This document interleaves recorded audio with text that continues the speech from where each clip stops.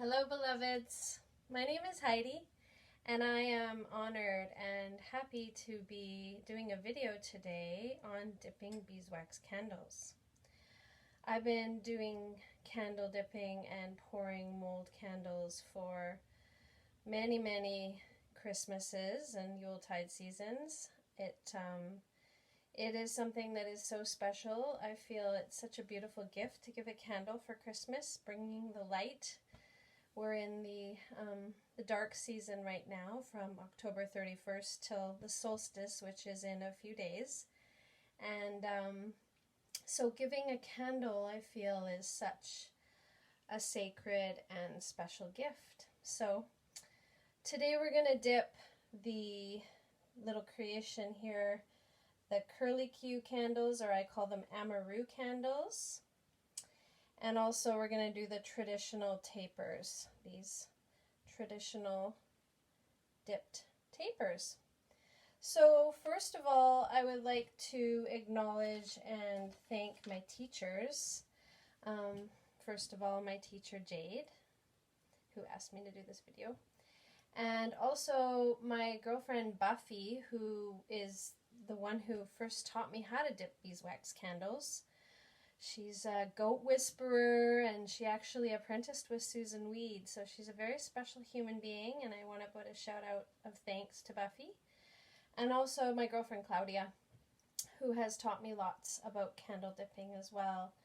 So to begin, you want to have a double boiler, and you want to use a pot that you're willing to say goodbye to.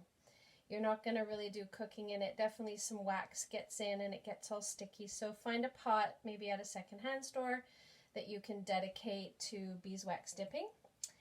And you want to have a tall enough receptacle so that you'll be able to get the length that you're looking for your tapers.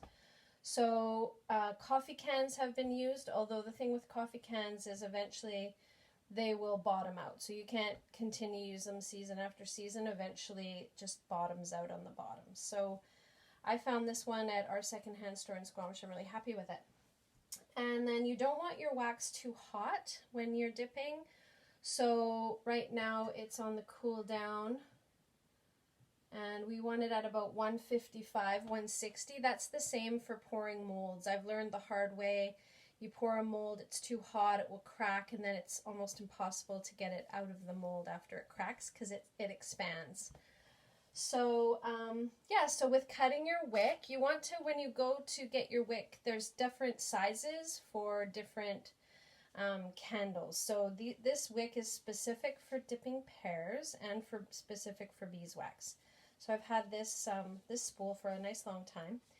So for the curly candles, we want them a little bit longer, so we're going to curl them around our finger, and then it will be you want to have a little bit more length. So I've measured it out with my little holder here, that I do this nice long length here, and you give it a snip. And then for my long tapers, it's a little bit shorter because you don't want to hit the bottom of your receptacle. So I've measured it out. So it's a little bit of trial and error, and you'll figure it out. But just make sure that your wick is not longer than your receptacle. And then yeah, so I'm measuring this out for my straight taper. I got that. And I think what I will show you, my wax is pretty much, it's pretty much cooled down to the point where I feel good about dipping. So you want to season your wick. So this is something that I learned from the fellow at BC Wicks and Wax, and actually I'd like to acknowledge him, Chris. He's a teacher for me too. And you want to season your wick. So what that means is you're gonna hold it right in the center. You want to get your bottoms even, hold it in the center, and you're going to take it down, swirl it down, and leave some space for your holding. And you want to watch those bubbles come up, and it'll be about 5 to 10 seconds that you season it, you bring it out, you're going to kind of drip it off. I use a lot of newspaper so I don't get drips all over my kitchen, which that's part of what happens when you're doing candles. You get wax a lot of places. So luckily heat and putting things into the oven on a low temperature will, and then you just rub it off with a paper towel. So that's what seasoning the wick looks like. Hold it in the center, swirl it down. This is for my curlies, because they're going to end up being a bit shorter once I curl them around my finger. So I'm seasoning my wick. We want to get a couple of layers on before we start to wrap them around our finger to create the curly.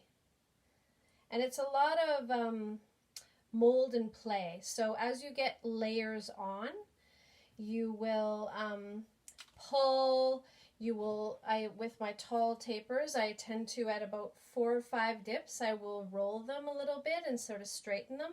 With the curlies, you're going to do a lot of playing. And I'm going to put you on pause, and I'm going to get some more wick cut, and I'm going to get some wax onto these, and you'll be able to see the second stage.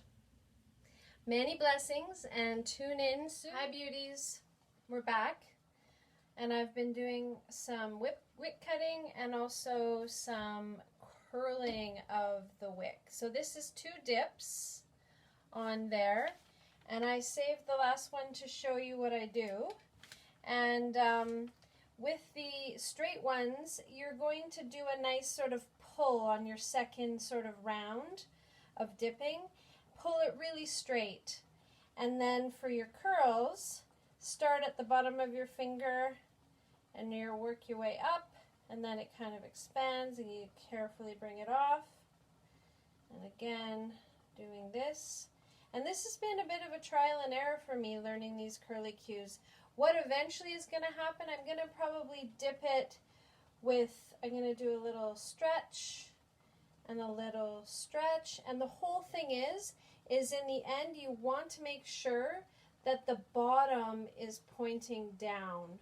So you're always going to be aiming to have that bottom coming down. So it's a little bit of this and a little bit of this, and kind of twisting in the opposite direction. It's a little bit of play, and then you go in and do a little sort of twirl off. Now I'm going to be playing more with that over the next couple of dips. So just wanted to let you know that that's sort of phase 2. And I'm going to try to keep the videos really short. This is part 2 because it's hard to upload a 6-minute video. I've learned. Blessings! Stay tuned! Okay, so a little bit on part 3. I'm convinced that humming does help this process too. So I'm on this very last one, and so for them to begin to look a lot like snakes, you really do have to make sure that the bottoms are pointing down. So it's a real process, and I've been playing around and perfecting the little bottom, and so making sure, then they'll start to really look like little snakes' heads. And doing a little sort of opposite twist to get that form, and then this bottom end, because the wax kind of gathered in a spot because it wasn't pointing and dripping right off. So there we have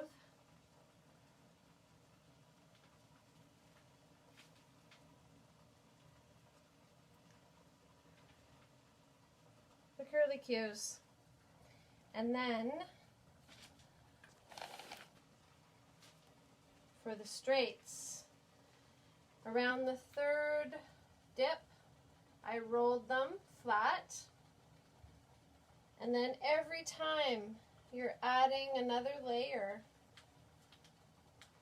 you want to hold in the center. You don't go in for too long. You go in and you go out. And the humming part, Ooh,